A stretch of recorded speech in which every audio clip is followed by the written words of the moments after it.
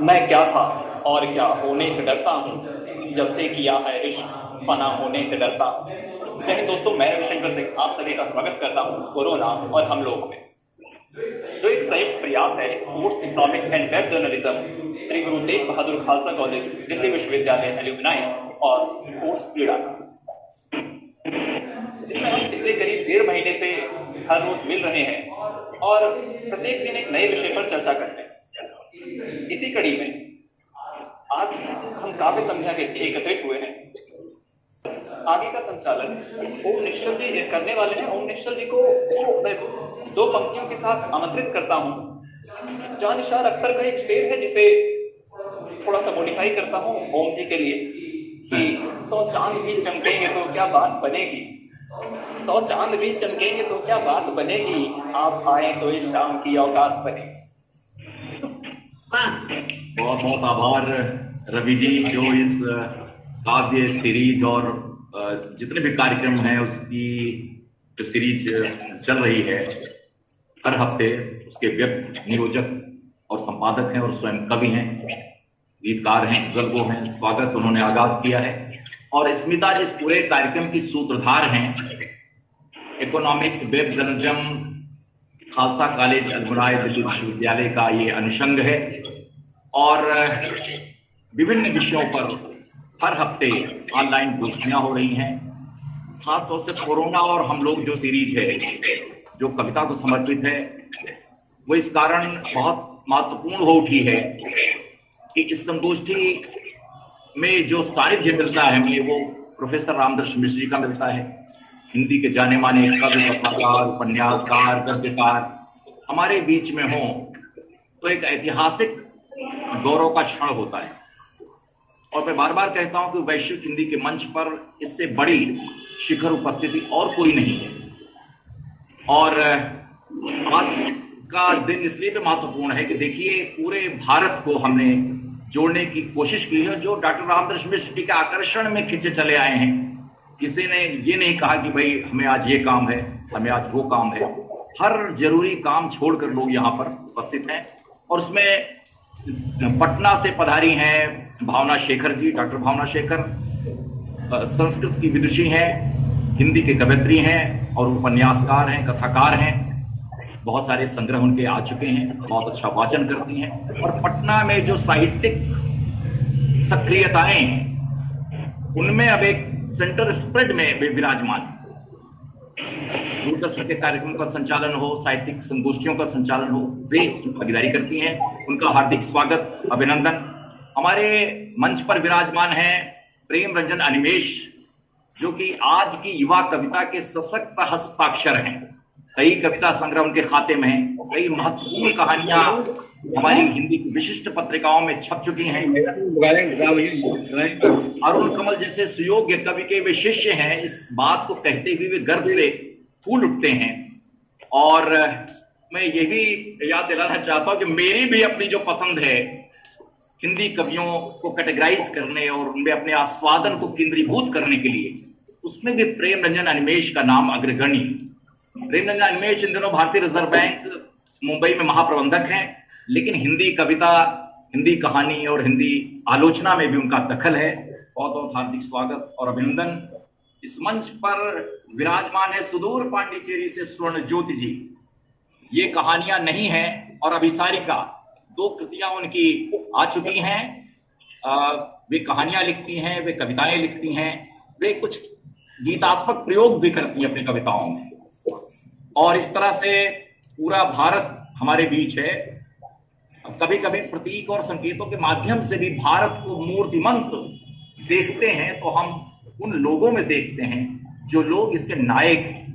भारत के नायकों की अगर एक अवधारणा बनाई जाए तो वे नायक होते हैं जो कवि हैं, जो कलाकार हैं, जो मजदूर हैं, जो शिल्पी हैं, जो भारत को अपने विचारों से गढ़ते हैं, अपनी कविताओं से गढ़ते हैं, अपनी अवधारणाओं से गढ़ते हैं, अपने होने से गढ़ते हैं। इसलिए यहाँ पर ये छोटा भारत उपस्थित है, जिसमें पटना से, जिसमें दिल्ली से, जिसमें मुंबई से और पांडिचेरी से यहाँ पर उपस्थित है। और जितने भी हमारे काव्य स्वादक इस मंच पर हैं वे विभिन्न जगहों के हैं और विभिन्न जगहों से वे ऑनलाइन हैं। और आज की जो संगोष्ठी है जिसमें कि इस कवि समागम में रामदर्श जी जैसे काव्य पुरुष का होना इस गोष्ठी की अपनी ऐतिहासिकता है। पीढ़ियों से संवाद का ये सिलसिला उनके अनुरोध पर शुरू किया गया है ताकि वे कोरोना काल में अपनी जगह पर रहते हुए अपनी पीढ़ी के कवियों को सुन सकें, आगामी पीढ़ी के कवियों को सुन सकें और उन्हें अपना आशीर्वाद प्रदान कर सकें, अपनी कुछ चीजें शेयर कर सकें और साझा कर सकें। तो ये एक बहुत बड़ी उपलब्धि हमारी। उनका हार्दिक स्वागत, अभिनंदन, उनके चरणों में अभिवादन। काव्य गोष्ठी की शुरुआत करना चाहते हैं हम हिंदी कविता की एक नरम टहनी जिसका नाम है आशीष कुमार दिलदार। आप समझ सकते हैं कि कवियों के पास एक अकिंचन दिल ही होता है और हमारे बीच जो कवि उपस्थित है वो दिलदार है। आशीष कुमार जी, मैं ठीक कह रहा हूं ना? अपने को दिलदार कहने वाला कवि वास्तव में दिल से कितना भरा हुआ है। कभी रामदर्श जी का एक गीत मैंने पढ़ा था, खाली हूं मन भरा भरा। तो कवि का घर अकिंचन भी हो लेकिन उसका हृदय भरा हुआ होता है। खाली हूं मन भरा भरा सा, कवियों का मन हमेशा भरा हुआ होता है। और आशीष कुमार दिलदार जी जो कि सीता जी के सानिध्य में, अपने गुरुजनों के सानिध्य में अभी कविता की जमीन पर उन्होंने पांव रखा है, लेकिन मैंने देखा है उनके यहाँ सामाजिक न्याय की जो परिभाषा है, सामाजिक न्याय का जो अंतर्भूत अंश है उनकी कविता में विराजमान दिखता है। उनके दो अशार मैं पढ़ना चाहता हूं उनके स्वागत में और उनके अगवानी में, और मैं कहूंगा कि अपनी दो कोई बेहतरीन रचनाएं वे यहां हमें सुनाएंगे। उनके दो अशार हैं, ये मजदूर और किसान में बयान दीजिए, आता यही आपको हाँ ज्ञान दीजिए, क्यों पेट की आग में झुलसा रहे हैं आप, जो मौत देनी है तो आसान दीजिए। ये जो तलखियां हैं एक युवा कवि के भीतर, उसका स्वागत और अभिनंदन आशीष कुमार दिलदार जी जो कि खालसा कॉलेज अलुमनाई से अपना रिश्ता रखते हैं और अभी अध्ययन के क्षेत्र में सक्रिय हैं। श्री आशीष कुमार दिलदार जी, मैं अन्य अपने मित्रों से आग्रह करूंगा कि कृपया अपने माइक को खामोश रखेंगे जिससे हम लोग उनके काव्य पाठ को अच्छी तरह से सुन सकें। श्री आशीष कुमार दिलदार जी। को मेरा प्रणाम, परम आदरणीय रामदर्श मिश्र को मेरा प्रणाम और आप सभी की गई उपस्थिति को मैं प्रणाम करता हूँ। मैं अपने को सौभाग्यशाली समझता हूँ कि खालसा कॉलेज बैक और की ओर से मुझे इस योग्य समझा गया कि इतने बड़े बड़े नामों के बीच मैं नन्हा सा तालिब इल्म अपनी कुछ पंक्तियाँ रख सकूँ। ये जो नाम दिलदार जिसकी चर्चा हुई, ये मुझे मेरे टीचर जसवीर कौर मैम ने दिया था। उन्हें मुझे दिया था तो शायद क्योंकि गुरु के हाथों से नाम मिला तो शायद ये फलीद हुई, इसी आशा से मैं इसको ही इस्तेमाल करता हूँ। और अभी जो हमारा देश जिस ताकती से गुजरा उसके बीच सभी के मिलित भी सभी ने किसी न किसी को किसी न किसी रूप हमारे दो बहुत प्यारे शिक्षक, एक डॉक्टर चरणजीत सिंह श्रेवा जी और दूसरे वीना अग्रवाल जी हमारे बीच नहीं रही, लेकिन वो हमारे दिलों में हमेशा जिंदे रहेंगे। गुरु कभी नहीं लगता, वो अपने शिष्यों में हमेशा जिंदा रहता। तो पहला एक मुक्तक उनके लिए कि मैं अपनी कुछ दो गजलों के चंद्र सुना कि गीली मिट्टी चाक पर छोड़ गए इस बार। थोड़ा सा अपनी आवाज को उच्चतर रखें जिससे कि हम लोग आसानी से उसका आस्वादन कर सकें। कि गीली मिट्टी चाक पर छोड़ गए इस बार, कौन भला दे अब हमको सही सही आकर। क्या बात है। गीली मिट्टी चाक पर छोड़ गए इस बार, कौन भला दे अब मुझको सही सही आकार, और सही सही आकार मिले ना जिस माटी को, होए लाख गुणवान जाए वो बर्बादी को। कह सुनो आशीष करम की बड़ी हटीली, पर बिना आपके रोई चाक पे मिट्टी की। वाह, बहुत अच्छा, बहुत खूब, वाह वाह। और एक गजल, एक मतलब और दो शेर। जी जी जी कि यूं ना होगा कि रब बेसबब बनाता है, यूं ना होगा कि रब बेसबब बनाता है, मेरे दिल में जो तेरी तलब बनाता है। क्या बात है, बहुत अच्छा। खुदा की रब बेसबब बनाता है, मेरे दिल में जो तेरी तलब बनाता है। और कौन कैसे किसको क्या कब बनाता है, कौन कैसे किसको क्या कब बनाता है। वक्त होता है असल में जो सब बनाता है, वक्त बहुत होता है असल में जो सब बनाता है। और अपनापन, जिम्मेदारी और तजुर्बा लेकर, अपनापन, जिम्मेदारी और तजुर्बा लेकर अदीब इस तरह अदबो अदब बनाता है, अदीब इस तरह अदबो अदब बनाता है। बहुत अच्छा, बहुत खूब। एक गजल के चंद अशार और कि फिर तो कहाँ ये वक्त का पैमाना खुलेगा, फिर तो कहाँ ये वक्त का पैमाना खुलेगा, शामे हिजर में शहर जाना खुलेगा। फिर तो कहाँ ये वक्त का पैमाना खुलेगा, शामे हिजर में शहर जाना खुलेगा। और खुलने लगी हैं पट्टियां हवा से खुद ब खुद, खुलने लगी हैं पट्टियां हवा से खुद ब खुद, ये है इशारा जख्मी अब पुराना खुलेगा। क्या बात है, बहुत शाशिनी जी। यह है इशारा पुराना खुलेगा। और ये सोच कर ही तो हम आए हैं तेरे पास, ये सोच कर ही तो हम आए हैं पास, दीवाने से मिलेगा तो दीवाना खुलेगा, दीवाना खुलेगा तो दीवाना खुलेगा। और तू भी किसी के इश्क में गहरा उतर के देख, तू किसी के इश्क में गहरा उतर के देख, फिर तेरे अंदर भी ये महसाना खुलेगा। क्या बात, बहुत अच्छा। ये महसाना खुलेगा। और गर्चे न खुलेगा ये उस पे हाले दिल मेरा, गर्चे न खुलेगा ये उस पे हाले दिल मेरा। तुमने कहा तो मैंने ये माना है खुलेगा, तुमने कहा तो मैंने ये माना है खुलेगा। और कुदरत ने बुना है बड़ी बारीकी से, कुदरत ने बुना है बड़ी बारीकी से जिसे, कैसे भला ये सारा ताना बाना, कैसे भला ये सारा ताना बाना खुलेगा। और दिलदार जूझता है मर्ज़े ला इलाज से, दिलदार जूझता है मर्ज़े ला इलाज से, खुल जाए शहर में जो दवाखाना। क्या बात, बहुत अच्छा। में जो दवाखाना खुले। शुक्रिया। मैं दो गजल के चंद अशार सुना सकता हूँ।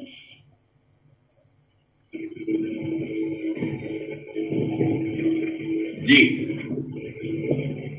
कुछ और सुना रहे हैं आशीष जी? अगर आप हो जाए, मैं एक अशार जी।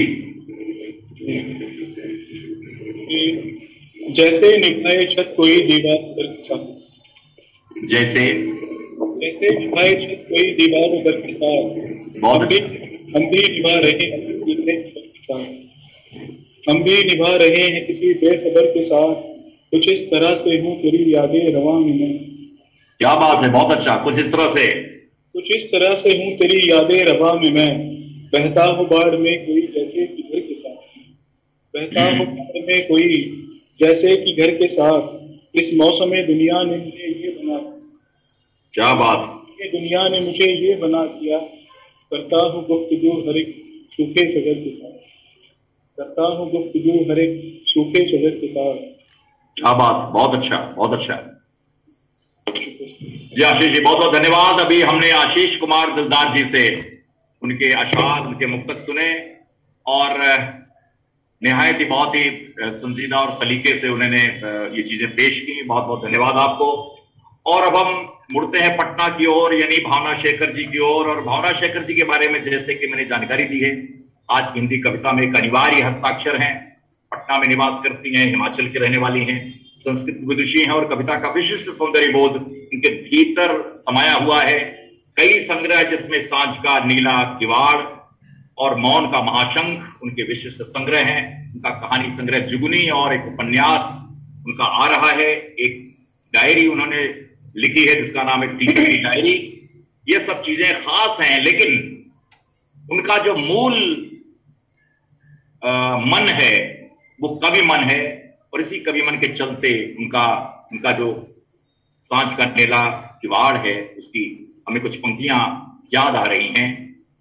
आज फिर पिंजरे के पंछी ने देखी, आज फिर पिंजरे के पंछी ने देखी, टूटी चूड़ियां, उदास चूल्हा, लुढ़की बोतल, भीगा तकिया, आज फिर पंछी अपनी कैद पर मायूस न हुआ। एक व्यंजना देखें कि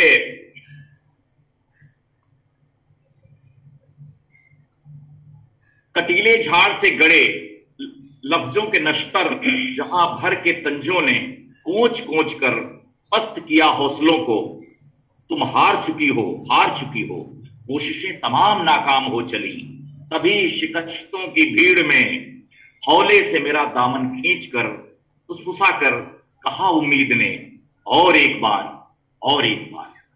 उम्मीद और आशा को अपनी पंक्तियों में एक सदे हुए बुनकर की तरह बुनने वाली भावना शेखरी से अनुरोध है कि अपनी कविताओं के साथ आने का कष्ट करें। भावना शेखरी। धन्यवाद ओम निश्चल जी।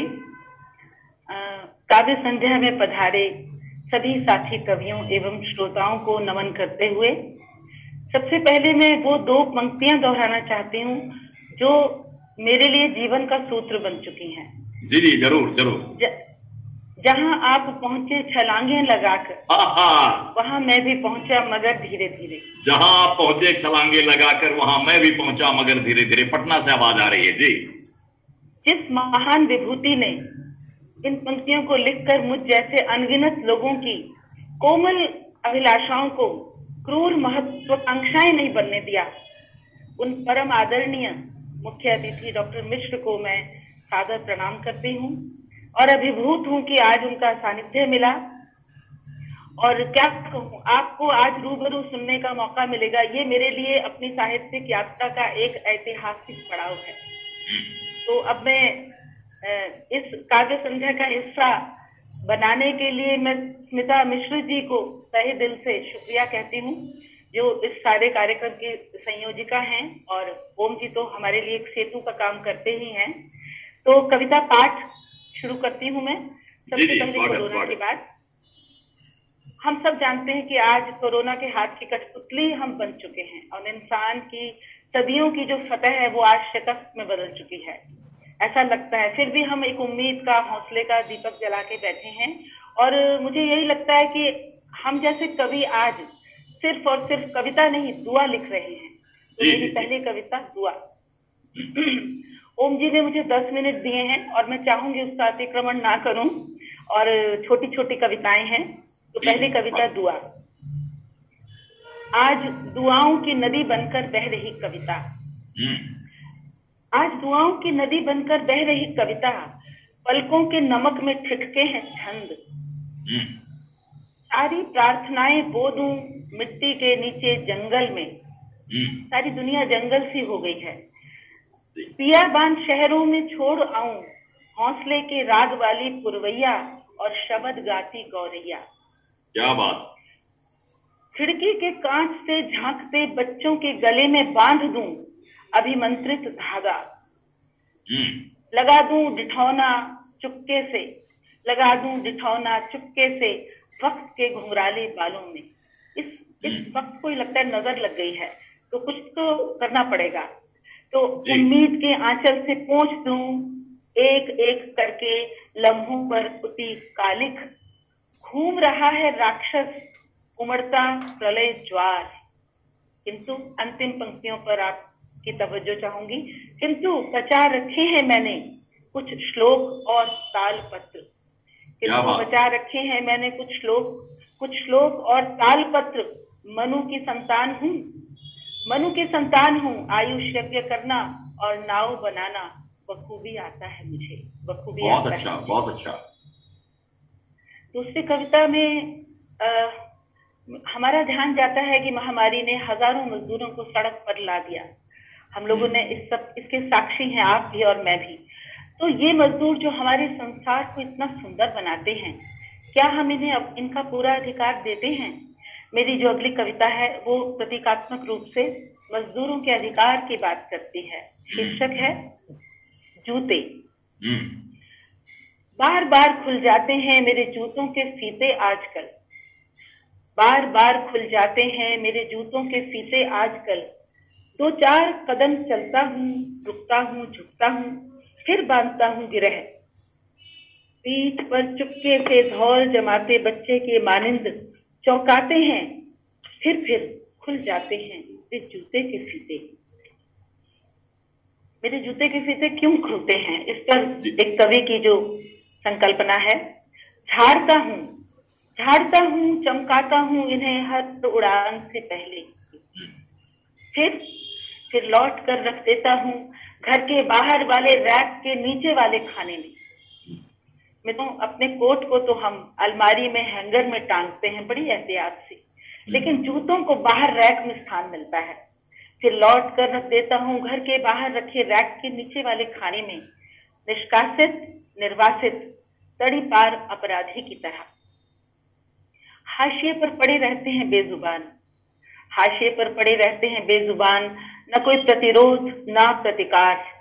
इंसानी फितरत का शिकार जो न पैरों के कद्र करते न जूतों के, आज अनुप्राणित हो गए लगते हैं। अंतिम चार पंक्तियां, आज अनुप्राणित हो गए लगते हैं, मांग रहे हैं अधिकार।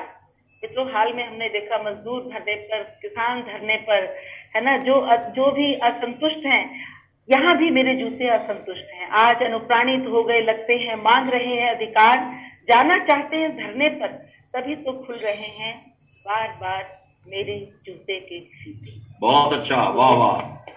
ये थी दूसरी कविता।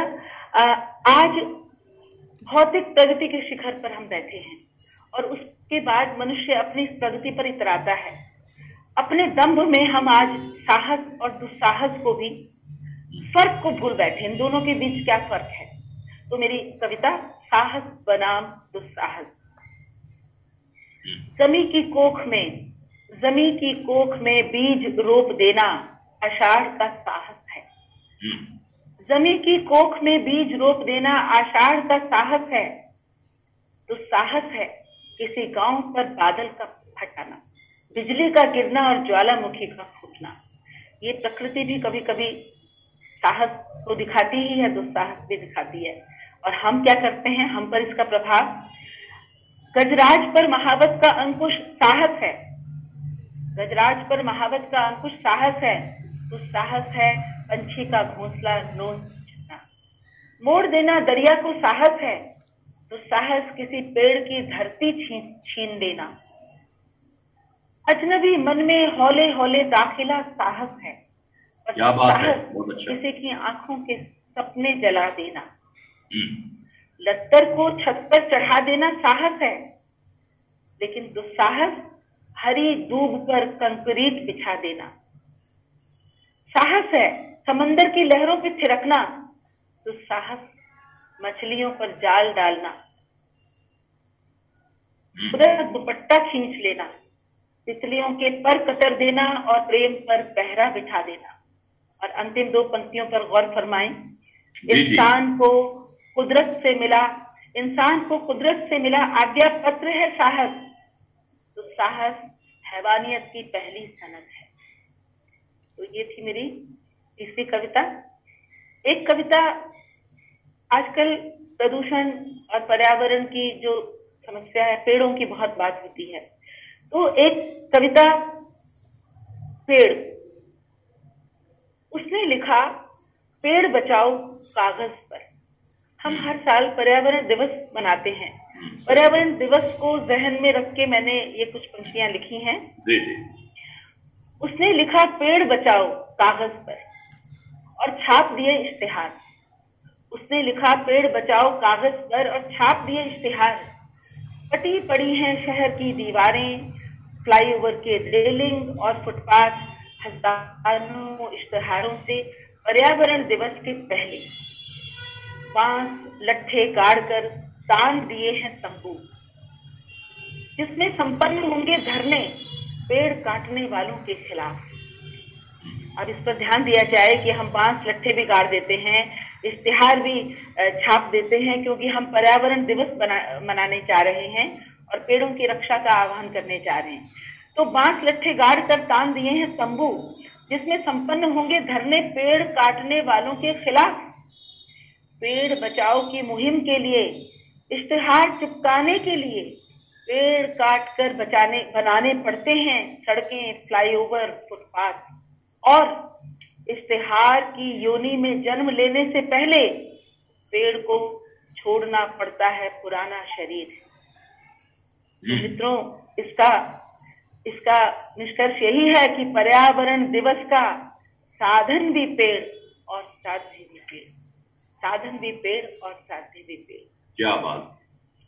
अब छोटी सी एक कविता जो थोड़ी सी विषयांतर हो, थोड़ा तेवर बदले यहाँ माहौल का, बहुत मीठे लम्हों और खूबसूरत एहसास की। कविता का शीर्षक है अभी अभी। एक संजीदा शाम, एक संजीदा शाम, बंद कमरे में हवा दाखिल हुई यकबयक। एक संजीदा शाम, बंद कमरे में हवा दाखिल हुई यकबयक। खिड़की ने कांच पर महसूस की गोया कोई थपथपाहट। खिल उठा गुलमोहर घंटों की खामोशी के बाद। खिल उठा गुलमोहर घंटों की खामोशी के बाद, और खुद ब खुद झड़ रहे सुर्ख फूलों के गुच्छे। बाहर तो ये माहौल है ही, और भीतर मेरी नसों में कुछ जीव था, मेरी नसों में कुछ जीव था। मालूम होता है दीवार के उस पार गुजरी हो तुम अभी अभी, गुजरी हो तुम अभी अभी। अब तुम जी इजाजत दें तो आधी आबादी का प्रतिनिधित्व कर रही हूँ। तो एक अंतिम कविता नारी विमर्श पर ना कहूँ तो मुझे लग रहा है बिल्कुल लोग शिकायत करेंगे कोने से कि आप मेरी आवाज। तो ये कविता नारी विमर्श पर, छोटी सी, ये भी ज्यादा बड़ी नहीं है। हम जानते हैं कि पीढ़ी दर पीढ़ी आधी आबादी ने दुख झेला है, हाशियों को तोड़ने की पुरजोर कोशिश की है, अभी भी जारी है। कुछ दीवारें चटकी हैं, कुछ रोशनदान खुले हैं, लेकिन स्त्री की जो सदियों की पीड़ा है उसकी एक वानगी इस मेरी कविता में, छोटा सा अक्ष उसका। कविता का नाम अभिधा नहीं व्यंजना। जी, अभिधा नहीं व्यंजना। मेरे शब्दों में छिपा है नाद, मेरे शब्दों में छिपा है नाद माँ की नीरव सिसकी का। मेरे शब्दों में छिपा है नाद माँ की नीरव सिसकी का, नानी के विलाप, दादी के संताप का। मेरे हरफों में स्याही बन चमकती है नमकीन बूंदें, मेरे हरफों में स्याही बन चमकती है नमकीन बूंदें। चूल्हे ने सोख लिया जिन्हें लपक कर, मेरे हरफों में स्याही बन चमकती है नमकीन बूंदें। चूल्हे ने सोख लिया जिन्हें लपक कर, या छन्न से जलती लकड़ियों ने निगल लिया था। मेरे लफ्जों में थिरकते हैं पांव, मेरे लफ्जों में थिरकते हैं पांव, जिन्हें भंडार से ड्योढ़ी तक मीलों चलने की छूट थी सहमे सहमे। मेरी कविता में लाखों लालसाएं, करोड़ों कल्पनाएं गुथी हैं, टंगी हैं अलंकार और छंद बनकर। मेरी कविता में लाखों लालसाएं, करोड़ों कल्पनाएं गुथी हैं, टंगी हैं अलंकार और छंद बनकर, करुणा और श्रृंगार बनकर। और अंतिम पंक्ति, ये अभिधा नहीं, ये अभिधा नहीं व्यंजना है पहचानो तो, ये अभिधा नहीं व्यंजना है पहचानो। बहुत बहुत धन्यवाद। बहुत बहुत धन्यवाद भावना जी। कितनी खूबसूरत कविताएं पढ़ी, कितनी मार्मिक कविताएं आपने पढ़ी, और खास तौर से पर्यावरण दिवस तो हर साल मनाया जाता है, और हर साल कितने पेड़ कटते हैं। बहुत पहले, आज से 30-40 साल पहले मैंने एक कविता पढ़ी थी, स्वीडिश कवित्री मारिया बीने की कविता थी, वृक्ष और कविता। पूरी तहरीर लिखती हैं कि कभी कैसे उदास होता है, वो लिखता है और झुकता है, वो चिंतन में हर्फ दर हर्फ लिखता जाता है। कविता समाप्त होने को है, लेकिन कभी उदास है, क्योंकि कागज बनाने के लिए पेड़ को गिराया जाता है। ये पहला शोक को मैंने उसमें देखा कविता में आकार लेते हुए। और अभी प्रेमरंजन अन्वेष यही हैं, इनकी एक बड़ी मशहूर कविता है वृक्ष क्या है शव, और वो वृक्ष की तरह हो मेरा शव। इससे पहले कि मैं बुलाऊं, मुझे लगता है कि इस कविता को सुनाएं आपको। वृक्ष की तरह हो मेरा शव, हरी पत्तियां बने बकरियों के थन में दूध, टहनियां जलावन गरीब मजूरों का। हरी पत्तियां बने बकरियों के थन में दूध, टहनियां जलावन गरीब मजूरों का। तन ये तना बदल जाए तख्त खिड़कियों दरवाजों से, अंतिम फल मिले बच्चों को पंछियों को पंथियों को। झुकूं तो मेरे कारण कोई न झुके, झुकूं तो मेरे कारण कोई न झुके, गिरने से मेरे रास्ता किसी का न रुके। शेष होकर भी हो सकूं एक सादा पन्ना, शेष होकर भी हो सकूं एक सादा पन्ना, मेरी राख से झलके किसी की आत्मा। वृक्ष को लेकर ये परिकल्पना, और हमारे यहां कभी नरेश सक्सेना हुए हैं, एक वृक्ष भी बचा रहे संसार में, एक बेटे और बेटी के साथ एक वृक्ष भी बचा रहे संसार में, ऐसी कल्पना करने वाला कवि। और रामदास जी के यहाँ कितनी ही वनस्पतियों पर, कितने ही पेड़ों पर, वृक्षों पर, और इस तरह के तमाम जो वृक्षों का हरण अपहरण और उन्हें नष्ट किया जा रहा है, इस बहुत सारी कविताएं हैं। बहुत अच्छा लगा आपने भावना जी इस मंच को आपने अपनी आवाज से संपोषित किया है, बहुत बहुत धन्यवाद। और अब स्त्री स्वर है तो मैं समझता हूं थोड़ा सा गैप रखें, लेकिन एक बीच का जो सेंटर स्प्रेड है वो मैं प्रेम रंजन जी के लिए ही रखना चाहता हूं। वो इसलिए कि इस पूरी काव्य संध्या में एक जो बड़ा सशक्त स्वर है, इस वैविध्य को संतुलन देता हुआ, इन्होंने कभी लाउड होकर कविताएं नहीं लिखी, लेकिन न इन्होंने कोई अव्यय, कोई विशेषण, किंतु परंतु ऐसे शब्दों का बहुत कम इस्तेमाल किया। इतना संयमित कवि कि जब प्रभाकर श्रोत्रिय जी ने भारतीय ज्ञानपीठ में नया ज्ञानोदय का कार्यभार संभाला तो पहला लेख मुझसे जो लिखवाया वो युवा कवियों के पहले कविता संग्रहों।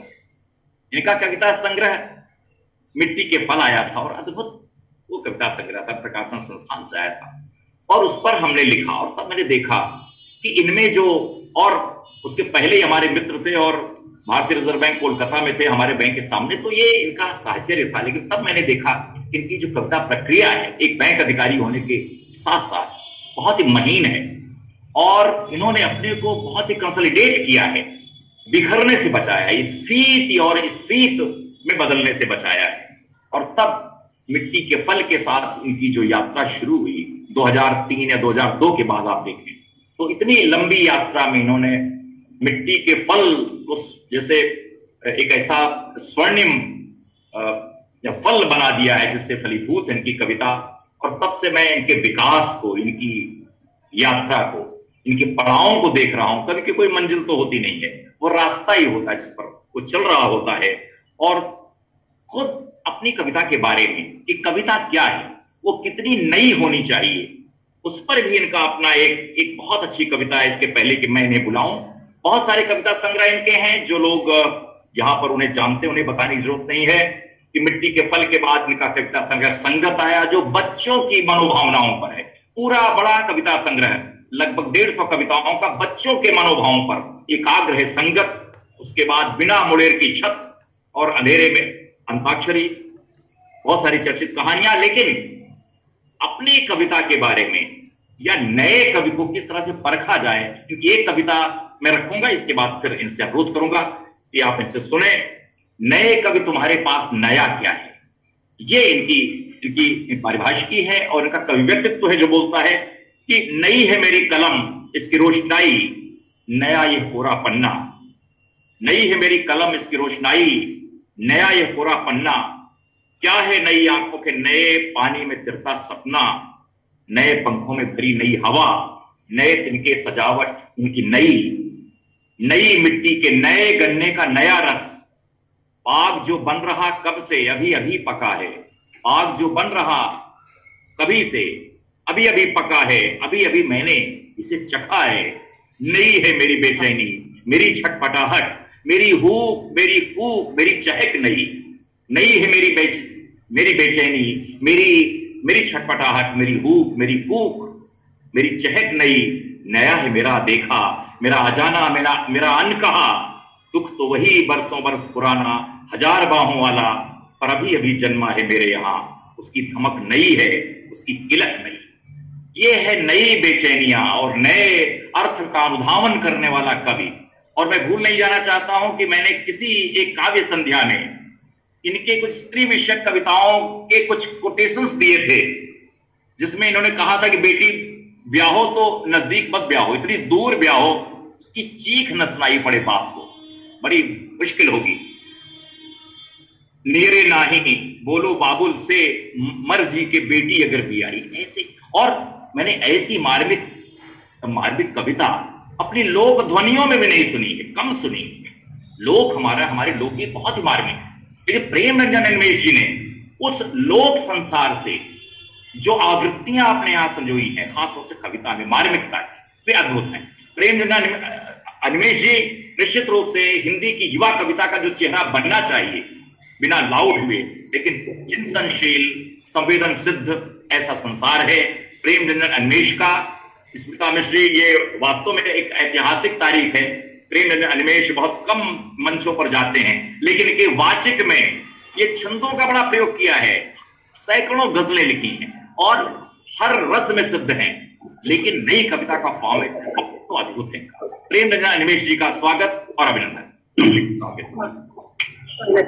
बहुत बहुत धन्यवाद जी, और आप सबका एक बार फिर से अभिनंदन और परम आदरणीय रामदेव मिश्र जी को फिर से प्रणाम करता हूँ। और हम लोग का सौभाग्य, जैसा आपने कहा, कि उनके सानिध्य में कविता पढ़ने का अवसर मिल रहा है।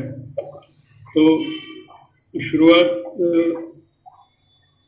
आपने मिट्टी के पल का जिक्र किया, मैं उसकी एक कविता सुनाता हूँ, उसके बाद मैं नई कविताएं सुनाऊंगा। उसकी एक कविता है छाता, जो कि बारिश का है। छाता।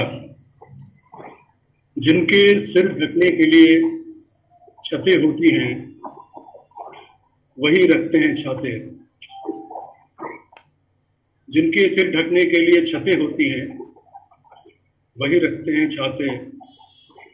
हर बार सोचता हूं कि एक छत का जुगाड़ करूंगा और लूंगा एक छाता। वाह। हर बार सोचता हूं कि एक छत का जुगाड़ करूंगा और लूंगा एक छाता। इस शहर के लोगों के पास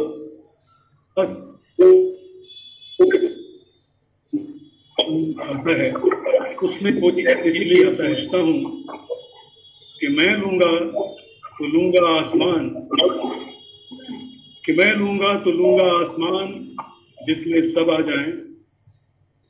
क्या बात। उधर खड़ा भीगता रहे बस मेरा अकेलापन। क्या बात है, क्या बात। इसलिए सोचता हूं कि मैं लूंगा तो लूंगा आसमान, जिसमें सब आ जाएं, और बाहर खड़ा भीगता रहे बस मेरा अकेलापन। बहुत अच्छा, बहुत अच्छा। बराबर लगता है छाते रिश्ते नाते हैं। बराबर लगता है छाते रिश्ते नाते हैं, बरसात में काम आते हैं और अक्सर छूट जाते हैं। हाय हाय हाय, क्या बात, क्या बात। अच्छा भावना जी, अपने माइक को थोड़ा सा ऑफ कर लीजिएगा, जिससे कि वो कलकल की ध्वनि कहीं से आ रही है, बल्कि ध्वनि नहीं, ध्वनियां आ रही हैं। मैं चाहूंगा कि अपने अपने माइक आप लोग कृपया खामोश रखें। जी प्रेम जी। जी, तो चूंकि शुरुआत बारिश से हुई, तो एक और कविता जो बिल्कुल हाल की है, जी जी जी, वो शीर्षक है उसका ऐसे ही किसी मौसम में। ऐसे ही किसी मौसम में, अब की बार भीगना तो लिखना। अब की बार भीगना तो लिखना। अब की बार भीगना तो लिखना। भीगते भीगते शायद याद आए, कैसे पिछली बार भीगे थे एक दूसरे को बचाते हुए।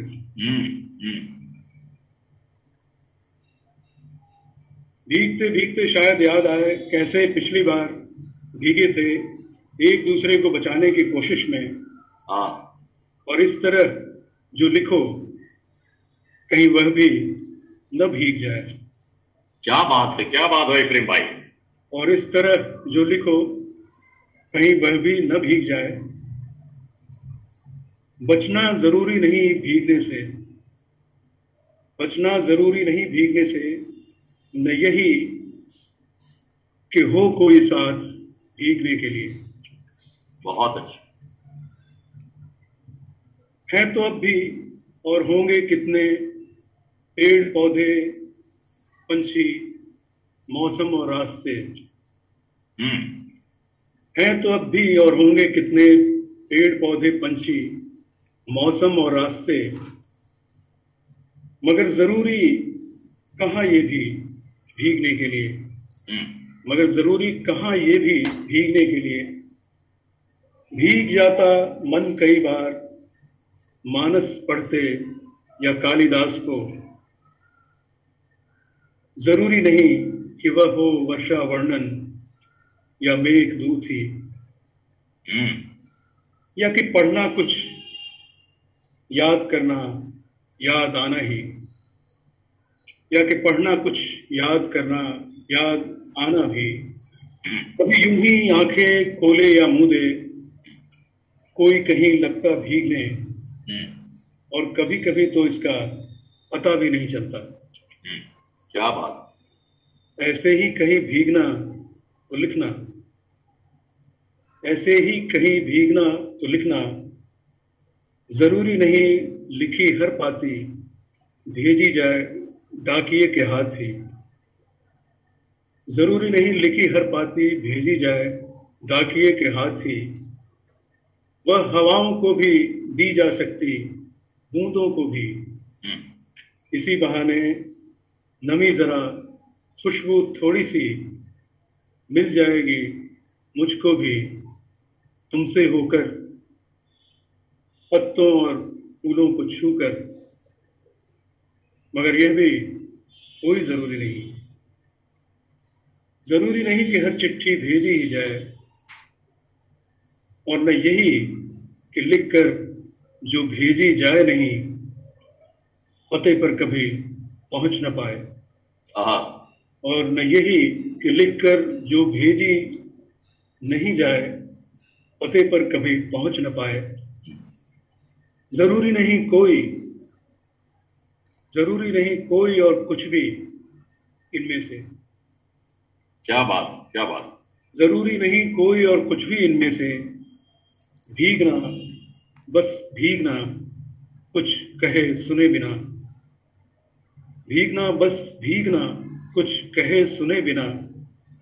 खबर तो हो जाएगी, खबर तो हो जाएगी समय के साथ या परे, ऐसे ही कहीं किसी भीगे मौसम में, ऐसे ही कहीं किसी भीगे मौसम में। बहुत अच्छा। तो एक और कविता सुनाता हूं।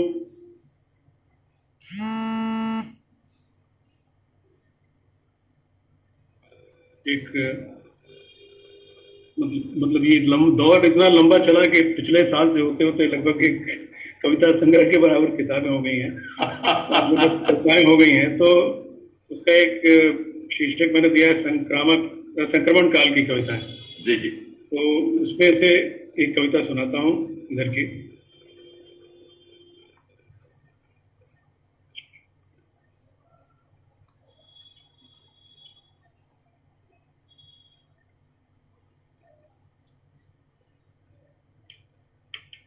शीर्षक है इसका अगले सूर्य की प्रतीक्षा। अगले सूर्य की प्रतीक्षा। जी। कभी इतना भरा पूरा गुलजार रहता था घर, पदत्राणों की कतार सी लगी रहती दरवाजे के भीतर बाहर। अब अपनी भी ढूंढे तो न मिले शायद। दिनों से इस दर को, हर दर को किसी के आने का इंतजार है। दिनों से इस दर को, हर दर को किसी के आने का इंतजार है। मंदिरों इबादत गाहों में निसंग पड़े ईश्वरों को दर्शन दुर्लभ, अपने ही बनाए मनुष्यों के। है क्या बात। जिन पर अब उनका भी इख्तियार नहीं। मंदिरों इबादत गाहों में निसंग पड़े ईश्वरों को दर्शन दुर्लभ, अपने ही बनाए मनुष्यों के जिन पर अब उनका भी इख्तियार नहीं। शोरगुल और धमा चौकड़ी से कभी आजिज आ जाने वाली पाठशालाओं को प्रतीक्षा, कब से नन्हे पांवों को चूमने की। इतनी लंबी छुट्टी तो जिंदगी में नहीं देखी। इतनी लंबी छुट्टी तो जिंदगी में नहीं देखी, मानो छुट्टी हो गई उम्र से बड़ी। क्या बात, क्या बात। जगह जगह राह किनारे चाय नाश्ते खाने पीने की दुकानें, जहां धुआं चूल्हों का उठने लगता था सुबह से भी पहले, हैं वे खाली खाली, आंच नहीं अब वहां अपने लिए भी। इस बीच बर्फ से ढकी चोटियां, पानी में थिरकते झरने, लहरों के साथ इतराती नदियां, फूलों की महक से अगराए बाग, पुराने किले नई सैरगाहें, सब बाट जो होते, सूने अपने घाट देखते, पाट देखते कि आए कोई तो देखने, क्या आए कोई तो देखने। नौका घर अब नाव नगर, चल नहीं रहे चल चित्रालय, तालों के पीछे जंग खाते कल कारखाने, पार्क मैदान टहलने खेलने के आसरे में कि वे दिन फिर लौटे। किसे चाहिए दिन इतने भी अच्छे, जिनमें अपने जीने के पल बिसरे। दफ्तरों में लाल पीले स्याह सफेद फीतों में बंधी संचिकाएं, लेती उबासी कोई आए, नजर दौड़ाए भले नहीं नजराने लाए, झाड़े धूल उलट उलट कर उम्र यूं ही पड़े पड़े मत कर जाए। हाट बाजारों रास्तों पड़ावों को बेसब्री, रौनक और चहल पहल के लौटने की। हाट बाजारों रास्तों पड़ावों को बेसब्री, रौनक और चहल पहल के लौटने की, जैसे हो ये नाम उनके भूले बच्चों के। चिड़ियाघर में बंद जानवर सोचते सिहरते, वे कहाँ गए अपने देखने के लिए कैद कर रखा यहाँ जिन्होंने। विचारते क्या खोल कर दरवाजे फांद कर दीवारें, चलें उन्हें देखने। केवल अस्पताल और श्मशान भीड़ से भरे, जीवन सिमटा हर ओर, उसके जाने का हाहाकार। मर्ज मौत ही यहाँ वहाँ सड़कों पर अक्सर, बदहवास पहियों पर जैसे चीख पुकार।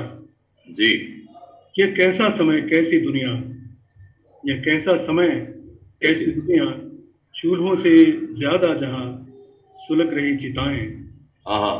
चूल्हों से ज्यादा जहाँ सुलग रही चिताएं। बहुत अच्छा। यह कैसा समय कैसी दुनिया, चूल्हों से ज्यादा जहां सुलग रही चिताएं, धधकती लपटे हाथ उठाए, मानो कह रही दम धरे और सांस लेने दे हमें भी, अब इधर कोई ना आए। उधर कोख में ठिठके सहमे बच्चे झांकते बार बार दुबक जाते, क्या ऐसे जहान में आया जाए। उधर कोख में ठिठके सहमे बच्चे झांकते बार बार दुबक जाते, क्या ऐसे जहान में आया जाए। पिछले के पिछले मौसम में गए बरस जब डूबा था सूरज, तब से टकटकी बांधे आंखें टिकी हुई पूरब में, अगले सूर्य के आने की राह देखती। क्या बात। अगले सूर्य के आने की राह देखती। ओम जी, मेरे ख्याल से मैंने अच्छा खासा समय ले लिया। नहीं, लेकिन मैं ये चाहता हूं कि आपके छंद का भी कोई संयोजन हो, नहीं तो कम से कम वो नियरे नाही वाले सीरीज की कोई एक कविता पढ़ दें। विमर्श कर देखिए, भावना जी ने अच्छी बातें कही हैं और हमारी भी बातें कही। जी जी, क्योंकि आप रस सिद्ध कवि हैं, रस सिद्धा कवीश्वरा, उनसे तो हम ये नहीं कर सकते। जी, मैं कविता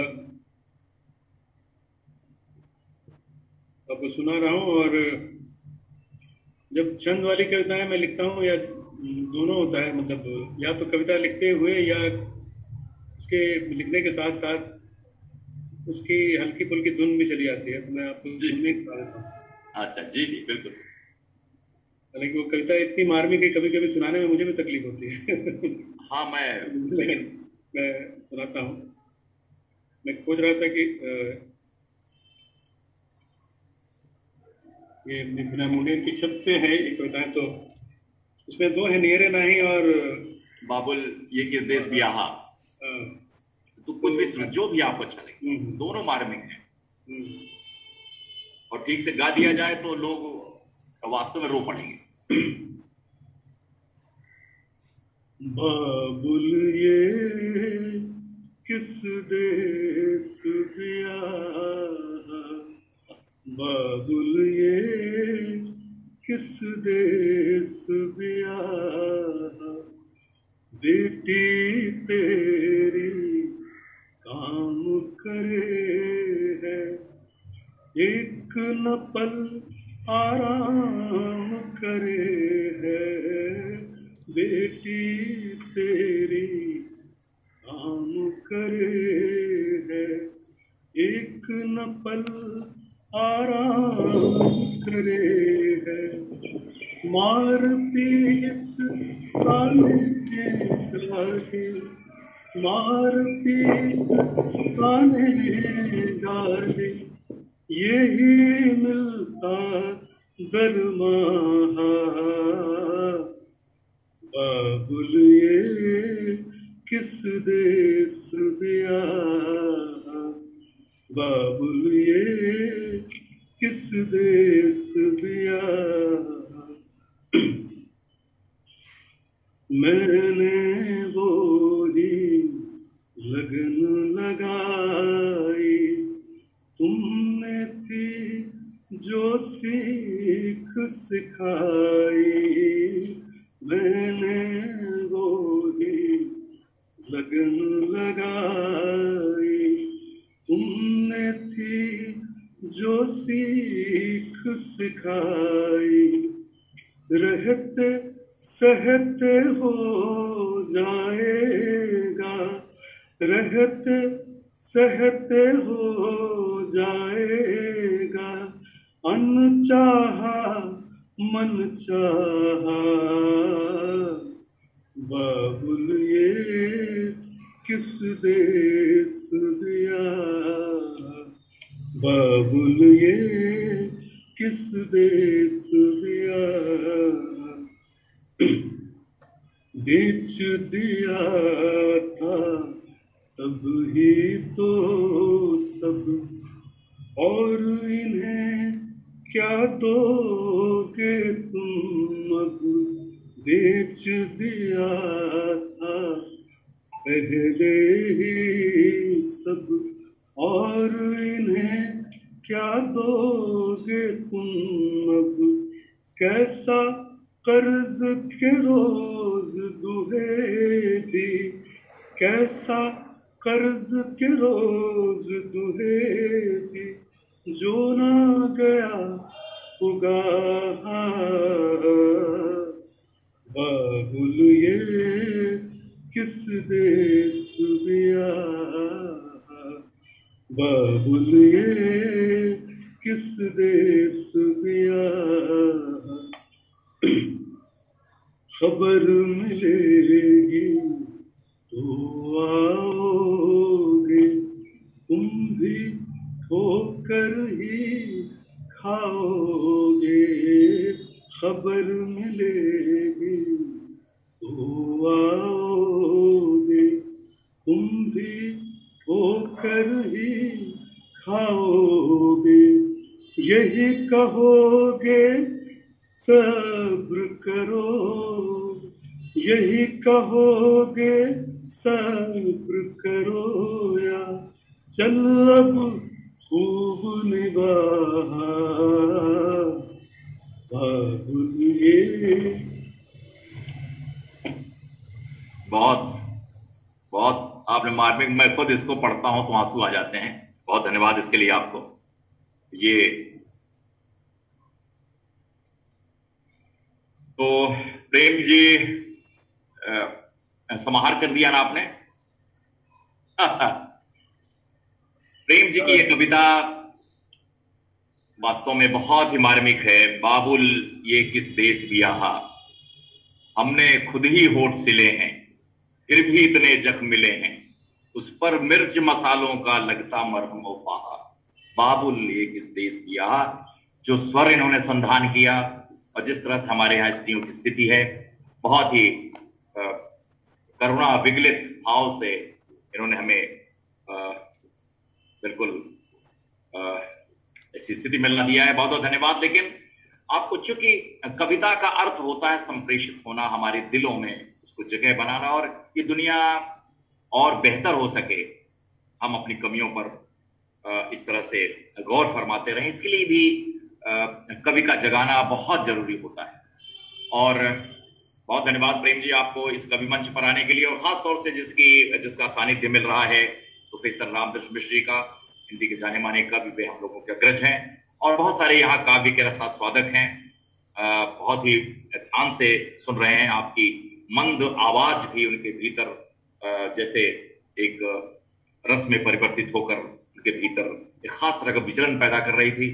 और अब पांडिचेरी से वो स्वर, जिसके लिए मैंने कहा कि एक लंबी दूरी तय करते हुए पांडिचेरी तक पहुंचना, और पांडिचेरी का जो मौसम है और वहां से ये संबोधित हो रही हैं, जैसे अभी आपने बंबई से संबोधित किया कि इस भीगे मौसम में, कितनी अच्छी कविता थी। तो पांडिचेरी से स्वर्ण ज्योति जी, जो खुद कवयित्री हैं, कहानीकार हैं, और उपन्यास के क्षेत्र में उन्होंने कदम रखा है। एक उपन्यास अभिसारिका बहुत जल्दी ही आने वाला है, शायद लॉकडाउन से उसको थोड़ी समस्या हुई है उसके आने में, मुझे लगता है, लेकिन उसकी किलक और पुलक हम बहुत जल्दी सुनने और देखने वाले हैं। बहुत बहुत धन्यवाद। और इसी अभिनंदन के साथ स्वर्ण ज्योति जी को, जो कि एक हिंदी भाषी प्रदेश में रहती हैं और अपनी कोमल सरल चित्त वाली हिंदी से ये लोगों के चित्त को छू लेती हैं। आगरा में इनसे मुलाकात हुई थी, आगरा महोत्सव में, और इन्हें हमने सुना था। बहुत ही तेजस्वी आवाज है स्वर्ण ज्योति जी का। बहुत बहुत स्वागत, अभिनंदन इस मंच पर। बहुत बहुत धन्यवाद ओम निश्चल जी। परम आदरणीय रामदर्शन मिश्र जी को प्रणाम, चरण स्पर्श, और आप सभी सुधी जनों को मेरा नमस्कार। मैं पौंडीचेरी से स्वर्ण ज्योति। यूँ तो मेरी मातृभाषा कन्नड़ है, परंतु मैं हिंदी में काम करती हूँ और पिछले 25 सालों से पौंडीचेरी में हिंदी के प्रचार प्रसार में लगी हुई हूँ। जय हो आपकी। स्वागत जी, अभिनंदन इस बात के लिए। अपनी कुछ कविताएं पेश करने से पहले 4 पंक्तियां पेश करना चाहूंगी। राह गुजारों के धुंधलके भी छट जाएंगे, राह गुजारों के धुंधलके भी छट जाएंगे, अपने तलवों से कांटे भी निकल जाएंगे। आज और कल की बंदिशों को जरा सह ले, आज और कल की बंदिशों को जरा सह ले, वक्त के साथ दूरियां भी मिट जाएंगी, वक्त के साथ दूरियां भी मिट जाएंगी। छोटी छोटी सी कविताएं लिखती हूँ और बहुत ही सरल भाषा में। तो अपनी पहली कविता पेश कर रही हूँ, छू सको।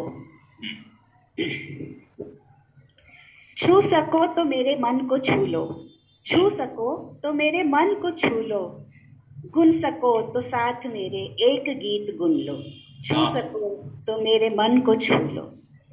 सच्ची सच्ची झूठी असली नकली सौगातें, सच्ची झूठी असली नकली सौगातें, दुनिया में है कितनी सारी बातें। सुन सको तो दिल की बात सुन लो, सुन सको तो दिल की बात सुन लो, छू सको तो मेरे मन को छू लो। प्रेम प्रीत मनुहार और तकरारे, प्रेम प्रीत मनुहार और तकरारे, दुनिया में है रिश्ते कितने सारे, दुनिया में है रिश्ते कितने सारे। बुन सको तो उर का एक रिश्ता बुन लो, बुन सको तो उर का एक रिश्ता बुन लो, छू सको तो मेरे मन को छू लो। क्या बात, क्या बात। बहुत बहुत शुक्रिया। काया पाया तो क्या पाया, काया पाया तो क्या पाया, माया है बस छाया ही छाया, माया है बस छाया ही छाया, चुन सको तो रिश्ता एक साचा चुन लो, चुन सको तो रिश्ता एक साचा सुन लो, सुन सको तो मेरे मन को छू लो, छू सको तो मेरे मन को छू लो। बहुत अच्छा, बहुत अच्छी कविता भाई जी। एक अब भावना जी ने भी और प्रेम जी ने भी नारी विषय पर एक कविता सुनाई, तो मैं कुछ अलग ही भाव से एक कविता पेश करती हूँ। जी। कविता का शीर्षक है मैं ही रहूंगी। मैं ही रहूंगी, मैं ही रहूंगी, अपनी ही छवि बनाऊंगी। मैं राधा नहीं बन सकती, मैं राधा नहीं बन सकती कि आज प्रेयसी प्रताड़ित है। मैं सीता नहीं बन सकती, मैं सीता नहीं बन सकती कि आज पतिव्रता पतित है। मैं मीरा नहीं बन सकती, मैं मीरा नहीं बन सकती कि आज भक्ति भ्रमित है। मैं गांधारी नहीं बन सकती, मैं गांधारी नहीं बन सकती कि आज त्याग त्यजित है। मैं उर्मिला भी नहीं बन सकती, मैं उर्मिला भी नहीं बन सकती कि आज समर्पण सारहीन है। मैं यशोधरा भी नहीं बन सकती, मैं यशोधरा भी नहीं बन सकती कि आज विश्वास व्यथित है।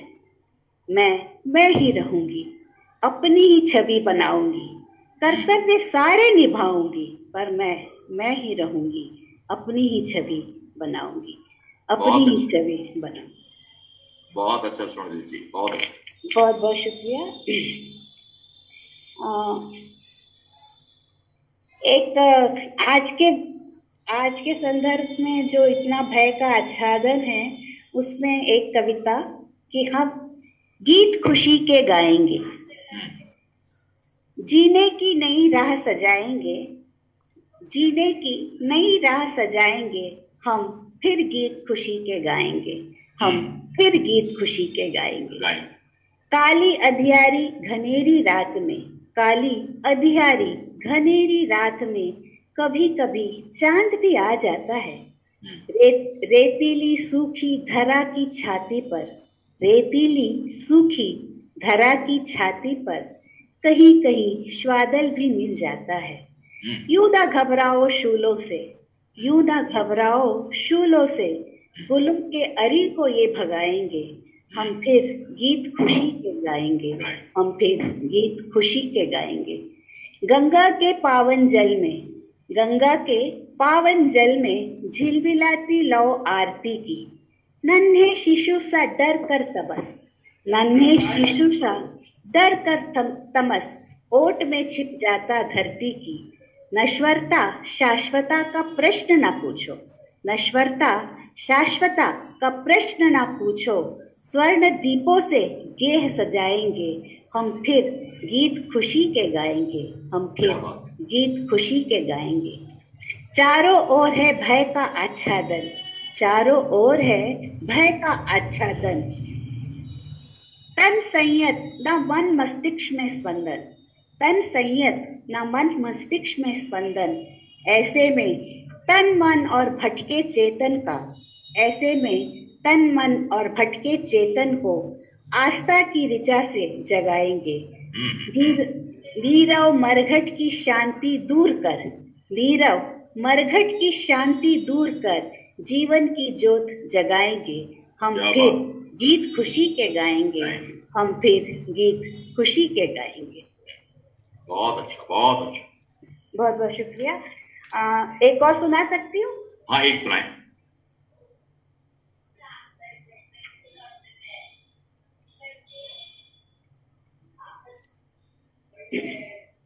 एक हम हमेशा कोई हमसे बिछड़ जाता है तो उसकी छोटी छोटी सी यादें हमारे साथ रह जाती है, तो इसी विषय पर एक छोटी प्रयास किया है कि तुम चले गए हो।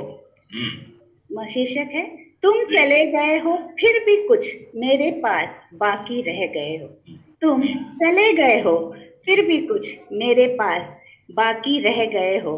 जीव भोर के झुटपुटे में चांद की झलक, जीव भोर के झुटपुटे में चांद की झलक, धूप की किरण में थोड़ी सी ठंडक, बारिश के बाद उठती है सोंधी सी महक, हाथों में हो कामदार चूड़ी की खदक। तुम चले गए हो फिर भी कुछ मेरे पास बाकी रह गए हो, जो उंगलियों के पोरों पर सुई की चुभन, तेल के छींटे पर्दे से होती हो थोड़ी झलक। ठंडे अलाव में हो, ठंडे अलाव में शेष हो, ठंडे अलाव में शेष हो हल्की तपन, महफिल या फिर महफिल में मिला हो तन्हाई का एक क्षण। तुम चले गए हो फिर भी कुछ मेरे पास बाकी रह गए हो, जो झरा हो सूखे फूलों से थोड़ा सा पराग, जिह्वा पर हो कॉफी का हल्का सा स्वाद, या दरवाजा खोलने से आती है चूं की आवाज, या फिर मंदिर में जलता हो नन्हा सा चिराग। तुम चले गए हो फिर भी कुछ मेरे पास बाकी रह गए हो।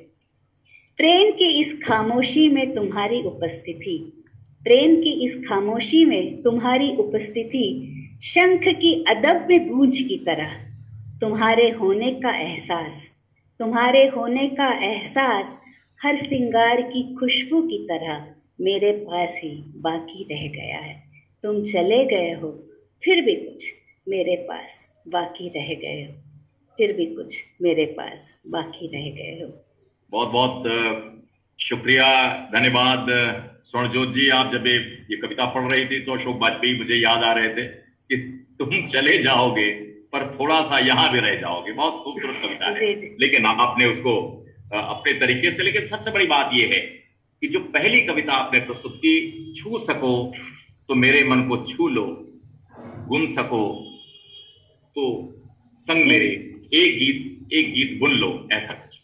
ये मुझे लगता है कि जिंदगी अगर एक गीत की तरह हो, जैसे कभी कुंवर नारायण ने कहा फिर कभी कागज हुआ, तो चाहूंगा जिंदगी किसी ऐसे खत का इंतजार हो जिसे कोई प्यार से लिखे, संभाल कर लिफाफे में रखे और होठों से देर तक चिपका कर सोचे कि उसे भेजे या न भेजे। जिंदगी किसी एक ऐसे खत का इंतजार हो। तो बहुत अच्छी कविताएं थी आपकी, बहुत बहुत धन्यवाद आपको। एक कविता थोड़े से, एक हमारे यहाँ शब्द चलता अखबार, भेंट अखबार, उस पर एक गीत है, उस गीत को मैं सुनाना चाहता हूं। तब तक रामदास जी अनम्यूट हो जाएंगे, उनको तरीका समझाए और फिर वे हमारे सम्मुख आएंगे। तो एक गीत है जिसका शीर्षक है तीर्थ कोई पा लिया हमने, ये सुनाना चाहता हूं मैं। थोड़े से उस अंदाज का गीत है। तीर्थ कोई पा लिया हमने जब लिया अखबार में, गीत है। मैं भी इस स्वर से पढ़ना चाहता हूं। तीर्थ तीर्थ कोई पा लिया हमने जब लिया अखबार में तुमने, तीर्थ कोई पा लिया हमने जब लिया अखबार में तुमने। और देखें, तुम मिले तो याद घिर आई, एक स्मृति चित्त में छाई। तुम मिले तो याद घिर आई, एक स्मृति चित्त में छाई। फिर उमड़ आए दृगों में जल, वेदना की सांझ गहराई। फिर उमड़ आए दृगों में जल, वेदना की सांझ गहराई। छिलमिलाए फिर पुराने दिन, छिलमिलाए फिर पुराने दिन। आंख में सपना लगा तिरने, तीर्थ कोई पा लिया हमने जब लिया अखबार में तुमने। तुम न थे तो जिंदगी कम थी, तुम न थे तो जिंदगी कम थी। रोशनी में रोशनी कम थी, तुम न थे तो जिंदगी कम थी। रोशनी में रोशनी कम थी। हास से उल्लास ओझल था, आंसुओं में भी नमी कम थी, उंगलियों में भर गया कंपन, उंगलियों में भर गया कंपन, कनखियों से जो छुआ तुमने, तीर्थ कोई पा लिया हमने, जब लिया अखबार में तुमने। और आखिरी इसका बंद है, बो गया एहसास कोई फिर, बो गया एहसास कोई फिर, छंद सा नवगीत की धुन में, भर गया चुपचाप जो कोई, फिर अपरिमित रंग सावन में, भर गया चुपचाप जो कोई, फिर अपरिमित रंग सावन में, खुल गई मन में लगी गिरहें, खुल गई मन में लगी गिरहें, सांस में पुरवा लगी बहने, तीर्थ कोई पा लिया हमने, जब लिया अखबार में तुमने, तीर्थ कोई पा लिया हमने, जब लिया अखबार में तुमने। तो ये गीत तीर्थ कोई पा लिया हमने, जब लिया अखबार में तुमने, मिलन का सानिध्य का गीत है। लेकिन जो यहाँ पर गौरवान्वित कर देने वाला सानिध्य है वो डॉक्टर रामदर्श मिश्र जी का है। तो अब वे अनम्यूट हो चुके हैं। डॉक्टर रामदर्श मिश्र जी के चरणों में अभिवादन। और सब हमारे कवि मित्र जो पटना से लेके पूरे भारत पूरे विश्व में इस वैश्विक मंच पर आपको देख रहे हैं, अब आपको सुनना चाहते हैं। जी प्रणाम और अभिवादन। जी जी स्वागत डॉक्टर साहब। नमस्कार दोस्तों, हर बार मुझे आपके माध्यम से जो लिखा जा रहा है उससे रूबरू होने का मौका मिलता है और मैं समय के साथ खुल गया हूँ। जी जी जी बहुत बड़ी बात मेरे लिए है क्योंकि मैं बहुत अब पढ़ नहीं पाता हूँ। और ओम जी की बात का क्या कहना, वे हर कवि के मर्म को, उसके सौंदर्य को, संगीत की और खूबसूरती से उभारते हैं। ये लगता है कि ये वास्तव में आलोचना का सही रूप नहीं है।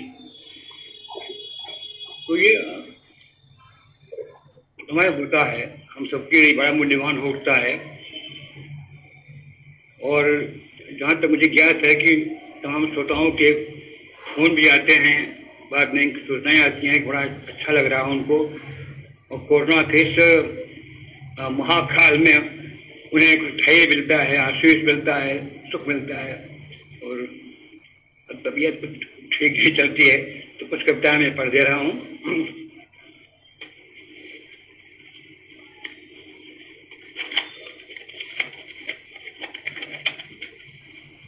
कोरोना पर जो कविताएं हैं।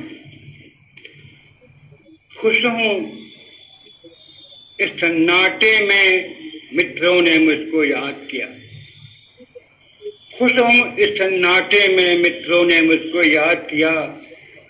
मिलना संभव नहीं मगर दिल ने दिल से संवाद किया, मिलना संभव नहीं मगर दिल ने दिल से संवाद किया। पर इस क्रूर समय से डर लगता कल कौन कहाँ होगा। क्या बात। पर इस क्रूर समय से डर लगता कल कौन कहाँ होगा। कितने ही परिवारों को जालिम ने बर्बाद किया, कितने ही परिवारों को जालिम ने बर्बाद किया। हमारे तमाम मित्र चले गए एक के बाद एक और अनपेक्षित रूप से उनको केंद्रित करके मैंने एक कविता लिखी है। जी। कहाँ हो तुम एकाएक चले गए दोस्त, कितने को अकेला छोड़कर। तुम कोई कहानी लिख रहे थे ना, तुम कोई कहानी लिख रहे थे ना। तुम्हारी कॉपी में अधूरी कहानी के साथ तुम्हारी कलम पड़ी हुई है। वह सोच रही है तुम आओगे और मैं तुम्हारी चिरसंगनी अंगुलियों के साथ होकर तुम्हारे भाव विचार का झरना बन जाऊंगी। और तुम कहाँ हो, आते क्यों नहीं। तुम्हारी अधूरी कहानी के पात पे पुकार रहे हैं, कहाँ हो तुम, कहाँ हो तुम। हमें हमारी मंजिल तक पहुंचाए बिना छोड़ गए रास्ते में भटकने के लिए अनंत काल तक। हमें हमारी मंजिल तक पहुंचाए बिना छोड़ गए रास्ते में भटकने के लिए अनंत काल तक। तुम्हारी अलमारी में रखी हुई तुम्हारे द्वारा रचित पुस्तकें तुमसे रोज बतियाती थी मौन स्वर में। उदास उदास से पड़ी हैं, पूछ रही हैं कहाँ हो तुम। क्या बात, क्या बात। वह कमरा तुम्हारे लौटने की प्रतीक्षा में होगा। वह कमरा तुम्हारे लौटने की प्रतीक्षा में होगा जिसमें तुम कभी अकेले कभी मित्रों के साथ हंसते थे, गाते थे, संवाद करते थे, कभी अपने कभी दूसरों के साथ गम में उदास हो जाते थे, कभी दूसरों के गम से उदास हो जाते थे। यह कमरा कितना भरा हुआ है तो तुम्हारी सजना के स्वर से यह स्वर धीरे धीरे सन्नाटे में बदल जाएगा। तुम कहाँ हो, मकसद है। जब तुम जाती नगल किसी शिशु को डायन की माँ लगती हो, डायन की जान लगती हो। जब तुम जाती नगल किसी शिशु को डायन की जान लगती हो, यमन कोटवली के समा स्वयं में अंधकुआं लगती हो। जीवन रूपी दिन के संघर्षों से जब थक जाता है जन, जीवन रूपी दिन के संघर्षों से जब थक जाता है जन, तब तुम उसे रात की गोदी में ले लेती माँ लगती हो। क्या बात, क्या बात, बहुत अच्छा। तब तुम उसे रात की गोदी में ले लेती माँ लगती हो। एक गजल पढ़ रहा हूँ। जिगर से अधिक जिस्म प्यारा न होता, जिगर से अधिक जिस्म प्यारा न होता तो जग में हमारा तुम्हारा न होता। क्या बात, क्या बात है साहब, बहुत अच्छा। अधिक जिस्म प्यारा न होता तो जग में हमारा तुम्हारा न होता। खुदा तूने दी होती रहमत सभी को, खुदा तूने दी होती रहमत सभी को तो कोई मुसीबत का मारा न होता। क्या बात, क्या बात। मुसीबत का मारा न होता। शिला बन गया होता मैं ओ दिशाओं, शिला बन गया होता मैं ओ दिशाओं। सफर है तो तुमने पुकारा न होता, सफर है तुमने पुकारा न होता। बड़ी से बड़ी मिल गई होती मंजिल, बड़ी से बड़ी मिल गई होती मंजिल, अगर राही तो खुद से हारा न होता। क्या बात, क्या बात। राही तो खुद से हारा न होता। गया होता गिर हर व्यक्ति अंधे कुएं में, गया होता गिर व्यक्ति अंधे कुएं में। दिलों को दिलों का सहारा न होता, दिलों को दिलों का सहारा न होता। न कोसो निशा को अगर वह न होती तो सुंदर सुबह का नजारा न होता। क्या बात, बहुत अच्छा, बहुत अच्छा। अगर वह न होती तो सुंदर सुबह का नजारा न होता। अगर दर्द दुनिया का बनता मेरा, अगर दर्द दुनिया का बनता मेरा, मेरा गीत इतना आवारा न होता, मेरा गीत इतना आवारा न होता। जिगर से अधिक जिस्म प्यारा न होता तो जग में हमारा तुम्हारा न होता। क्या बात। मेरा सारे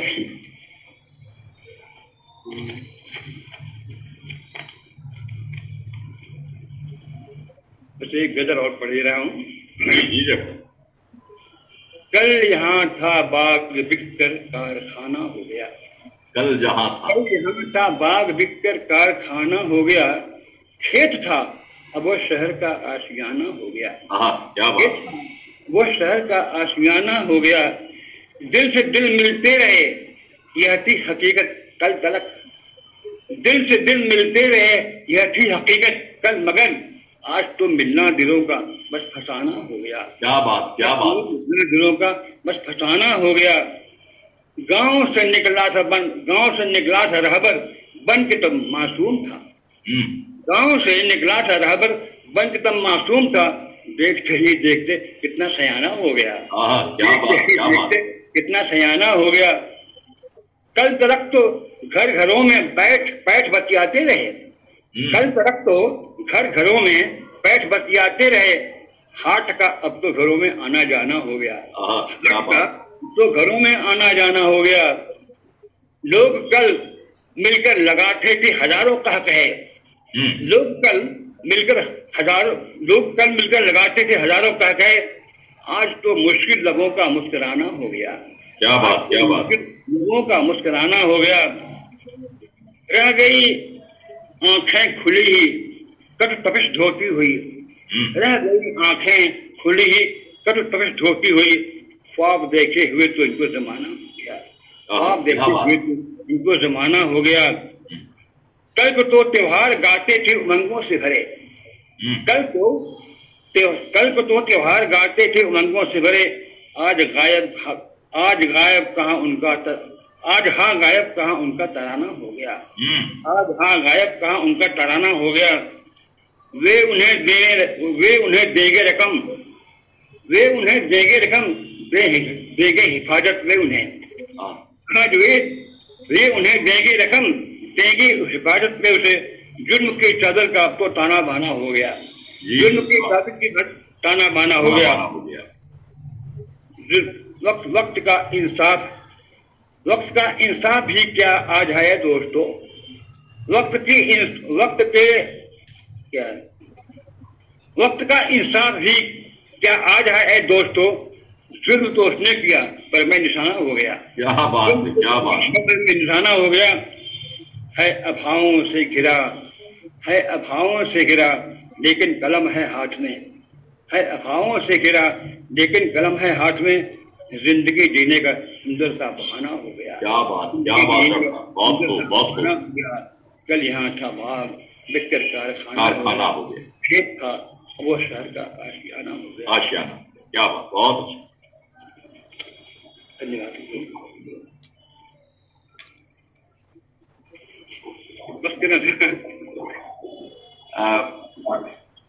डॉक्टर साहब, वैसे तो हम लोग तो ये चाहते ही सुनते रहे, लेकिन ये कोई और मुक्तक हो जाए तो फिर हम लोग पूर्ण तृप्त हो जाए। एक मुक्तक और डॉक्टर साहब, कोई मुक्तक या कुछ चीज याद हो।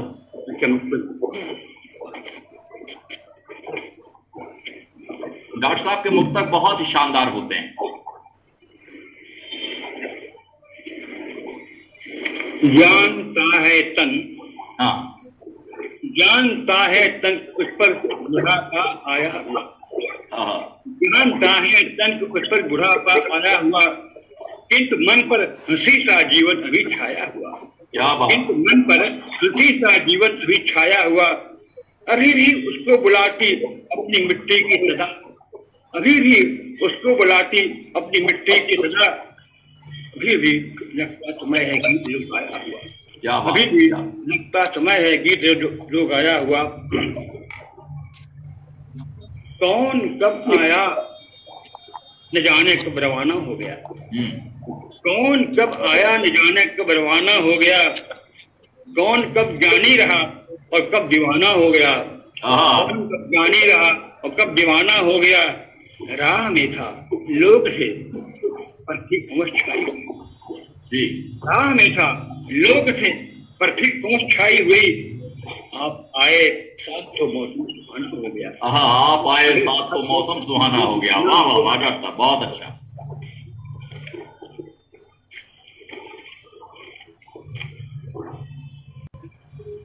अच्छे बुरे का ढेर है, अच्छे बुरे का ढेर है, अच्छे बुरे का ढेर है, चुनिए कि न चुनिए, औरों की हंसी के लिए गुनिए कि न गुनिए, औरों की हंसी के लिए गुनिए कि न गुनिए।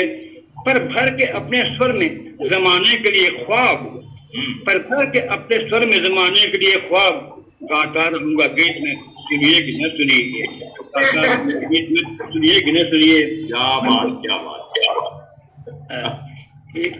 गाता रहूंगा गीत सुनिए कि न सुनिए। ये कभी लगता है आवाजों में चुप्पी छा रही है, कभी लगता है कि आवाजों में चुप्पी छा रही है, कभी लगता है कि मन के बीच चुप्पी गा रही है, कभी लगता है कि मन के बीच चुप्पी गा रही है, कभी लगता है कि मरसा छा गया है वक्त भीतर, कभी लगता है कि मरसा छा गया है वक्त भीतर, कभी लगता है कि भीतर नदी बहती जाती है। क्या बात, क्या बात, क्या विपर्य,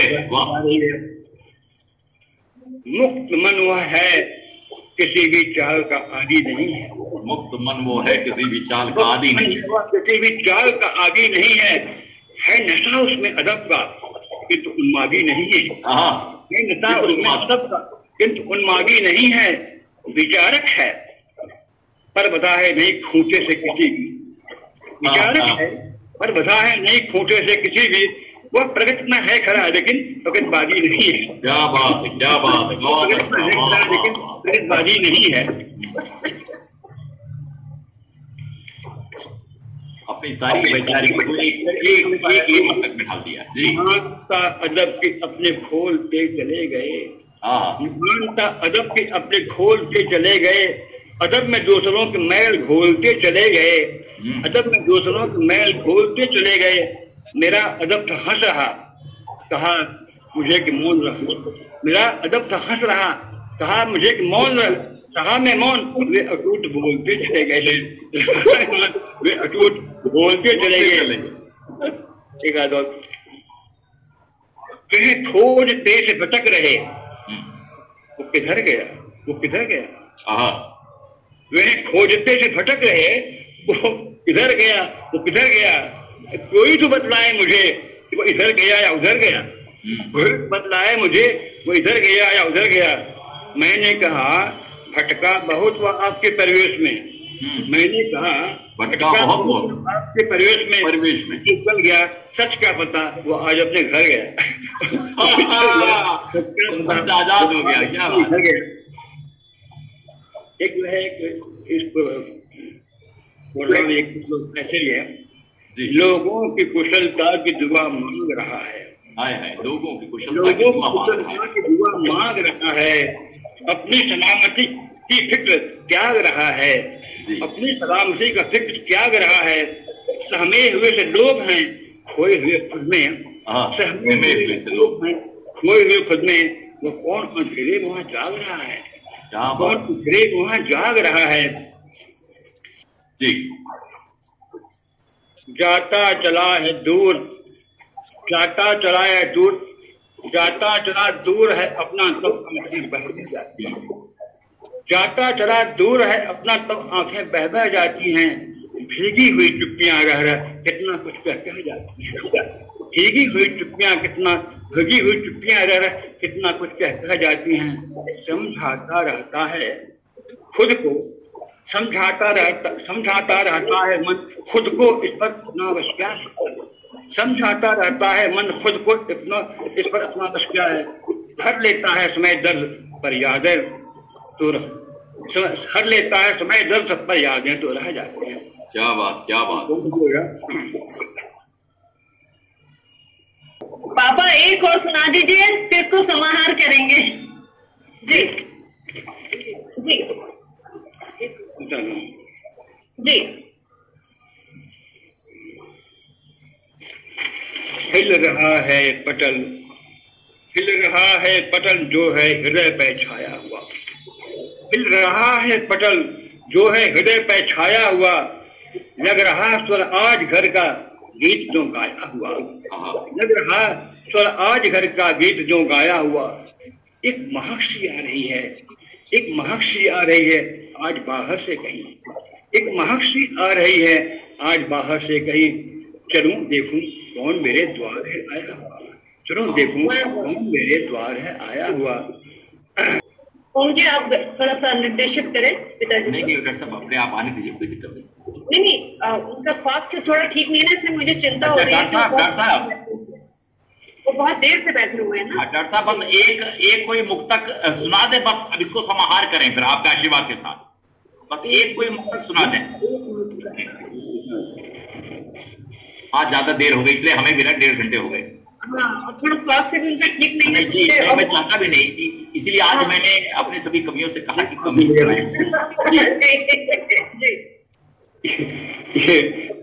ओम जी को दिखाई हुए हैं। जी जी। आदमी हूँ मैं, कोई झंडा नहीं। ये वाह वाह, बहुत अच्छा। आदमी हूँ, कोई झंडा नहीं हूँ। कोई झंडा नहीं हूँ, मैं किसी ही वाद का डंडा नहीं हूँ। मैं किसी भी वाद का डंडा नहीं हूँ, मैं नदी के साथ हूँ। मैं नदी के साथ हूँ, तिरता रहूंगा। मैं किसी भी घाट का पंडा नहीं हूँ। मैं किसी भी घाट का पंडा नहीं। जोरदार तालियों से अभिनंदन डॉक्टर साहब का। पापा रोते रहेंगे और मैं साथ में हूँ नहीं। चिंता न करें। तो डॉक्टर साहब कुछ लगता है सूझ रहा है, नई चीजें आ रही रील की तरह। स्वास्थ्य का है। जी जी। कोई लड़की नाके पहुंची अपने। जी। पहुंची बाबा के गेहरे सखियां घर आई। पहुंची बाबा के गेहरे सखियां घर आई। हाँ प्रेम जी सुनिए जी। यादों के स्रोत रे अखियां भर आई। हाय हाय हाय। यादों के स्रोत रे अखियां भर आई। बचपन के दिन छा गए उड़ती चिड़ियों से। बचपन के दिन छा गए उड़ती चिड़ियों से। मन में सबके अनंत सी पखियां भर आई। मन में सबके अनंत सी पखियां भर आई। पहुंची बाबा के गेह सखियां भर आई।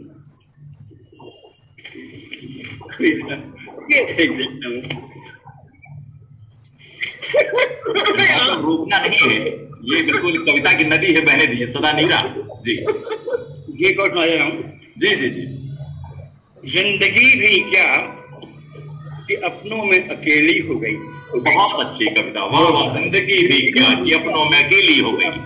अकेली हो गई, कोई अनजाने मिली उसकी सहेली हो गई। बहुत बढ़िया बहुत बढ़िया। जिंदगी भी क्या कि अपनों में अकेली हो गई, कोई अनजानी मिली उसकी सहेली हो गई। खुल गए उत्तर सहज ही कठिन मसलों के कभी। खुल गए उत्तर सहज ही कठिन मसलों के कभी। बात छोटी सी कभी मुश्किल पहेली हो गई। बात छोटी सी मुश्किल पहेली हो गई। क्या बात। पहेली हो गई। जिंदगी कल लग रही थी शीत में ऐठी हुई है। जिंदगी कल लग रही थी शीत में ऐठी हुई है। घने कोहरे की अंधेरी गुफा में बैठी हुई है। घने कोहरे की अंधेरी गुफा में बैठी हुई है। सो गए थे जो सहम कर, सो गए थे जो सहम कर जग उठे अब ये तराने। सो गए थे जो सहम कर जग उठे अब ये तराने। जिंदगी काटी बसंती धूप में बैठी हुई है। क्या बात, क्या बिंब है, बहुत सघन बिंब है। आप तो बिन मांगे बरसात हो गई। बहुत आशीर्वाद मिल रहा है डॉक्टर साहब। जी हो गया है। जी जी डॉक्टर साहब। गांव अपने गए मुझको एक अरसा हो गया है। क्या बात। ख्वाब दिखाने का भाग्य भग्न परसा हो गया है। ख्वाब जाने का भाग्य भग्न परसा हो गया है। याद आते हैं वहाँ के लोग, फसलें, नदी, नाले। याद आते हैं वहाँ के लोग, फसलें, नदी, नाले। जान पाता किंतु मन तो गाँव घर सा हो गया है। क्या बात, क्या बात। किंतु घर तो गंत मन तो गाँव घर सा हो गया है। काफी हो गया। बहुत बहुत डॉक्टर साहब, बहुत अभिनंदन। आपके चरणों में सभी कवियों और उपस्थित देवियों और सज्जनों का अभिवादन। मैं जैसा कह रहा था कि डॉक्टर साहब जब बोलते हैं तो पूरी सदी बोलती है। कितनी कविताएं लिखी हैं, कितना गद्य लिखा है, कितने उपन्यास, कितनी कहानियां। 24 खंडों में तो रचनावली है। कुछ खंड आ चुके हैं और कुछ खंड अभी आएंगे। और ये जीवन लेकिन अखंड है। जो रामदृष्टि जी रहे हैं, जो जीते हैं, वही कविता में लिखते हैं। बहुत सारे वाद आए, झंडे आए, डंडे आए, पंडे आए, वे चले गए, लेकिन रामदृष्टि मिश्र जी का मिजाज, उनका लेखन, उनकी वैचारिकी और जनता से उनके सरोकार, वे अपने अक्ष और देशांतर पर टिके हुए हैं। इसीलिए रामदृष्टि पूरी केवल 1-2 सदी की बात नहीं है। कोई कवि इस तरह अमर होता है, कालजयी होता है, कई सदियों में आवाजाही करता है। वो दृष्टा होता है। ऋषय मंत्र दृष्टार, कवय मंत्र दृष्टार, कवि मंत्र दृष्टा होता है। तो इसलिए रामदृष्टि जब बोल रहे हैं, वे कविता सुना रहे हैं, वे पहले भी बंद कर सकते थे, लेकिन आपकी रसज्ञता, आपका भाव संसार में इस तरह निमग्न होना, पांडिचेरी से लेकर पटना तक, ये जो उनका स्वर स्नेह है, अपने कवियों के प्रति, अपनी पीढ़ी के प्रति, कम से कम रामदर्श जी से लेकर जितने कवि यहाँ उपस्थित हैं 3 पीढ़ियां बनती हैं इसमें। तो मुझे लगता है कि ये बहुत अच्छा गौरव का विषय था। क्योंकि डॉक्टर साहब अभी तो स्वस्थ है, बहुत अच्छी तरह है, लेकिन 1.5 घंटे से ज्यादा बिठाना, मुझे लग रहा था कि मैं नहीं कहूंगा कि वे काव्य पाठ समाप्त करें, लेकिन बहुत अच्छा लगा डॉक्टर साहब के आने से। सभी बहुत प्रसन्न है और आपके प्रति अभिवादन में नत है। मैं बहुत आभारी हूं आपके सानिध्य में। आज कविता पढ़ने के लिए टीम रंजन अन्वेष जी को मुंबई से, पांडिचेरी से स्वर्ण ज्योति जी को, और भावना शेखर जी के प्रति पटना के प्रति, और आशीष कुमार दिलदार जो दिल्ली के हैं, और हमारे साथ जो जुड़े हुए हैं बहुत सारे लोग, जिसमें रचना शर्मा है, मुकुल अमलास हैं, राजीव रावत जी हैं, भारती सिंह जी हैं, वेद मित्र जी हैं, राठी जी हैं, रविशंकर सिंह जी यहाँ ही हैं, उज्ज्वल शुक्ल हैं, अलका मणि जी हैं, और कार्तिकेय शुक्ल जी हैं, चित्रा देसाई जी मुंबई से हैं, राजीव रंजन जी हैं, संजीव रंजन जी हैं। ऐसे बहुत सारे लोग जिनकी सूची स्मिता मिश्री के पास है। मैं बहुत आभारी हूं अपने कवियों के प्रति, यहाँ उपस्थित सारे कवियों के प्रति, और सर्वप्रथम और अंततः और पूर्णतः समग्रतः रामदर्श जी के प्रति कि वे हर गोष्ठी में अपना समय देते हैं, एकांत में रचते हैं, क्योंकि एकांत को बचता हुआ एकांत बनाना चाहते हैं। उनकी इच्छा थी कि वे पीढ़ियों से मिलें, अपने बच्चों से मिलें, लेखकों से मिलें, कवियों से मिलें, और कुछ उनकी सुने, कुछ अपनी सुनाएं। और इस तरह से आज का काव्य सत्र यहाँ पर विराम लेता है। मैं प्रोफेसर स्मिता मिश्री से जरूर करता हूँ कि वे अपनी ओर से धन्यवाद ज्ञापित करें। वे इस काव्य सत्र का और बहुत सारी गोष्ठियों का संचालन करती हैं। वे बहुत ही प्रयास नहीं है, इसलिए प्रोफेसर मैं एक शेर पढ़ना चाहूंगी इसका। जी एक शेर सुनाए जोर से। एक शेर पढ़ना चाहूंगी जो आपने अभी इतनी अच्छी कविताएं रामदर्श मिश्री से सुनी, बहुत बहुत अभिनंदन। और आज जब यहाँ इतनी दूर से जुड़ी हूँ और पहली बार, तो उनके लिए एक शेर समर्पित है। जी जी। ये चंद लम्हे जो गुजरे तेरी रफाकत में, ये चंद लम्हे जो गुजरे तेरी रफाकत में, ना जाने कितने बरस मुझे याद आएंगे, मेरे काम आएंगे। क्या बहुत खूबसूरत आपका ये एकदम सही कहा है कि रामदर्श जी के साथ बिताए हर लम्हे याद आएंगे। मुझे तो जब भी वे फोन करते हैं मैं तुरंत डायरी पेन ले लेता हूँ, कोई चीज छूट न जाए अंकित कर लेता हूँ, क्योंकि वे बोल रहे होते थे, इतिहास बोल रहा हो तो मुक्त मन, और अभी स्मृति प्रज्ञा और सारी अवस्थितियों में वे इतने संतुलित हैं कि उनका बोलना लगभग इतिहास का बोलना होता है। तो बहुत बहुत धन्यवाद। और स्मिता मिश्री से अनुरोध है कि कृपया हमारे कवियों और स्वादकों को अपनी ओर से धन्यवाद ज्ञापित करें। नमस्कार। और हमारे आज के जो आमंत्रित कविगण रहे पिताजी के साथ, आप लोगों को हो सकता है बीच में मैं जो कह रही थी पिताजी को रोकने के लिए, तो आप लोग हो सकता है कि उसके बीच में आप सोच रहे हो, लेकिन पिताजी का स्वास्थ्य जिस तरह से है, और 1.5 महीने पहले जब दिल्ली में लॉकडाउन हुआ तो हमारे घर के आसपास बहुत खराब स्थिति थी, काफी भयंकर स्थिति थी। तो मैं उस लॉकडाउन में लेकर के दिल्ली से बाहर एक जगह है कुंडली, मैं वहां लेकर के आई। तो 1.5 महीने तक पिताजी माँ मेरे साथ ही थी। अभी परसों ही मैं इनको उत्तम नगर छोड़ के आई। तो जो स्वास्थ्य है, वो जब कवि और कविताओं के साथ होते हैं, ओम जी जब साथ होते हैं, तो वे अपना जो उनका जो स्वास्थ्य है वो सब पीछे दरकिनार हो जाता है। और वो जैसे आपने देखा ही, वो किस तरह से कविता पढ़ने के, सुनने के, सुनाने के उत्साह में आ जाते हैं। तो लेकिन मेरी चिंता ये थी कि लंबे समय से बैठे हुए हैं। थोड़ी सी पृष्ठभूमि में ये बता दूं कि हमारे स्पोर्ट्स इकोनॉमिक्स एंड मार्केटिंग और वेब जर्नलिज्म हमारे यहाँ जो कोर्सेज हैं, उसके एलुमनाई द्वारा, बच्चों द्वारा ये शुरू किया गया है, जिसमें हम रोजाना, सोमवार को छोड़ करके रोजाना एक नए विषय पर रोज बात होती है। कभी किताबों पे बात होती है, विषयों पे बात होती है, और रविवार का दिन हमारे लिए तय होता है ओम निश्चल जी द्वारा देश विदेश से तमाम कवि कवियत्रियों को आप जोड़ते हैं और हमारे एक छोटे से खालसा कॉलेज दिल्ली विश्वविद्यालय के पटल को आपने किस तरह से वैश्विक पटल के रूप में आपने तब्दील कर दिया है, ये मैं भी अचंभित हूँ, मेरे बच्चे भी अचंभित हैं, कॉलेज भी अचंभित है, तमाम लोग अचंभित हैं कि एक कैसे इतना बड़ा व्यापक पटल बन गया है। पापा के एक मुक्तक से ही बात को समाप्त करती हूँ हर बार मैं। तो आग की हंसी से ही लिया गया एक मुक्तक है। थर थराती रात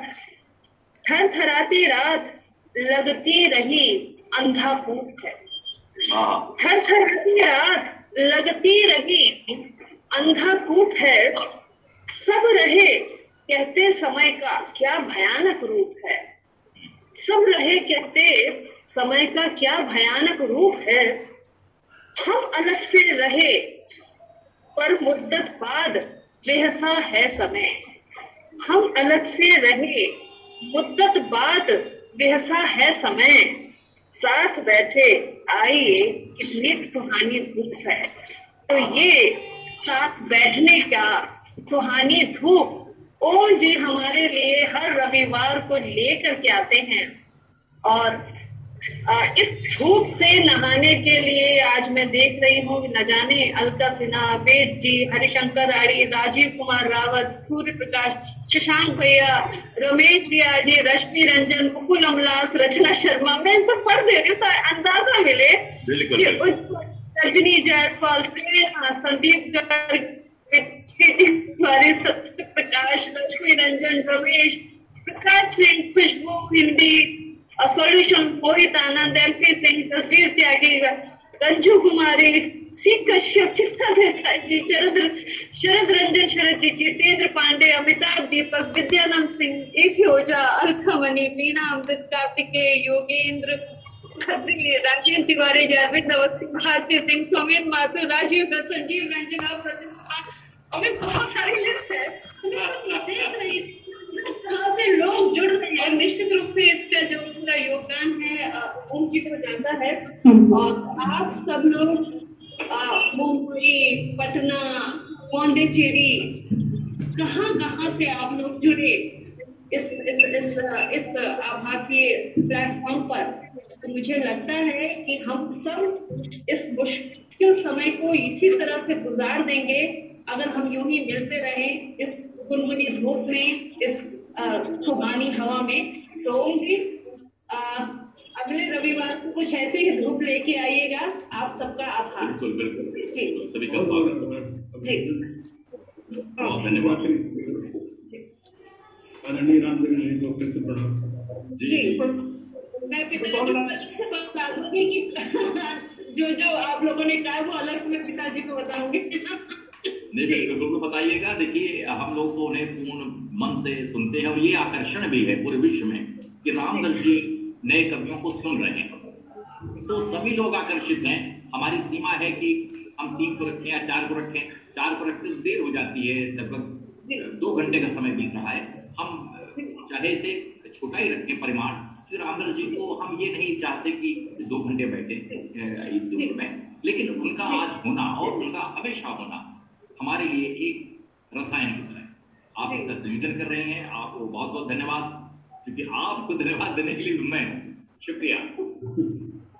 धन्यवाद।